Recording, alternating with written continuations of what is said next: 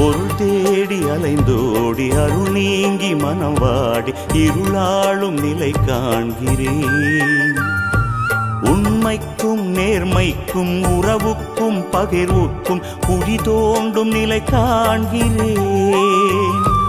பொருள் தேடி அலைந்தோடி அருள் நீங்கி மனம் வாடி இருளாளும் நிலை காண்கிறேன்.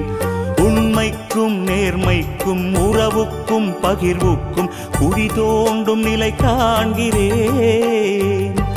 தீமைகள் ஒளிந்தாகணும், நன்மைகள் நிலையாகணும். எங்கெங்கு